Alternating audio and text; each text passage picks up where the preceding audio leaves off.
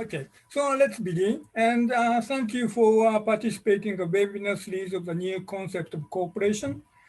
This is the last episode of this webinar.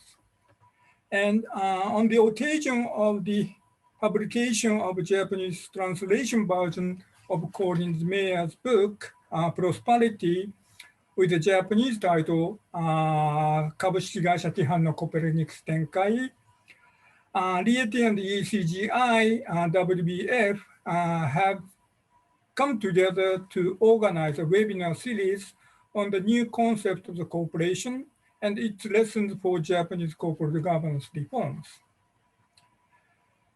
The message of Colin's book is crystal clear that instead of former shareholder value maximization, let us solve the problems with a profitable way as a purpose of cooperation. And for realizing this transformation towards a purposeful firm, Colin suggests that ownership, governance, measurement, and performance, corporate strategy, law and regulation, those are coherently redesigned.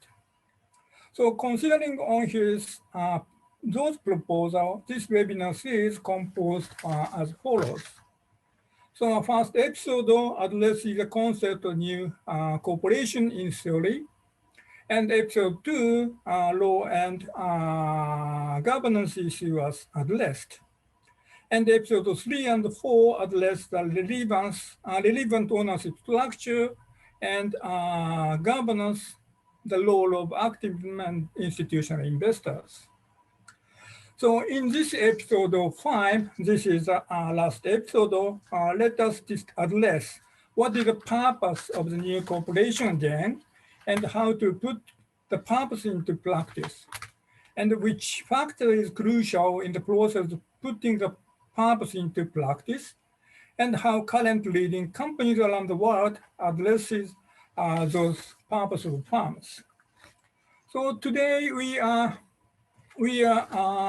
try to address concrete 5 points. First point is the concept of purpose again. So according to the Colin's idea, the purpose is the produce profitable solution to a problem of people and planet. This definition naturally raises a crucial question on the relation between profits and social benefit or trade-off between them. Colin explains this point comparing the conventional understanding of Friedman doctrine. And Mr. Endo, who is the chairman of the board NEC, also addresses the relation between the value creation and benefit of society in NEC. And Professor Jordi Canals also touch upon this issue, taking the example of Dannon's case, where the current ESG-oriented CEO had to be shockingly stepped down under the pressure of an activist fund. And second point in this episode 5 is how to define the purpose and how to put it into practice. So obviously, purpose is neither charity, philanthropy, nor the simple sales catchphrase. So given the hard-nosed business world, it is about delivering a profit through identifying ways of solving the problem of others.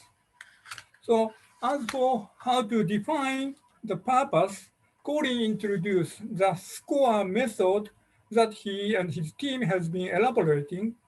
And he also emphasized the importance of the ways or measurement of performance instead of former financial return. As for those points, Colin recently co-edited a book, which title is Putting a Purpose into Practice. Mr. Endo suggests that experience and concern how to put the purpose into practice, introducing NEC case. And the third point is understanding current status of purposeful cooperation around the world. Colin describes increasing the purposeful firm around the world, referring to GAFA and Microsoft as a typical cases. And Jordi, who is an expert of business management, also suggests the status of purposeful farm in Europe. And Ms. Kasai, who is a senior manager of social communication bureau of Keidanren, explained the series of activities of Keidanren, which is a leading business association in Japan. Fourth point of this episode 5 is implication for Japan. So there is a question that in Japan, where the profit maximization or shareholder primacy is not fully accepted as a social norm, would it be dangerous to emphasize non-trade-off between profit and social benefit? Or would the new concept of cooperation be used as an excuse for shielding a management from the pressure of the capital market? So we are expecting to have some answers to this question from Colin. And also in an empirical context, Jordi gave us a few lessons from US and UK experience to Japan in terms of how to realize purposeful farm. And lastly, wrapping whole session of the webinar.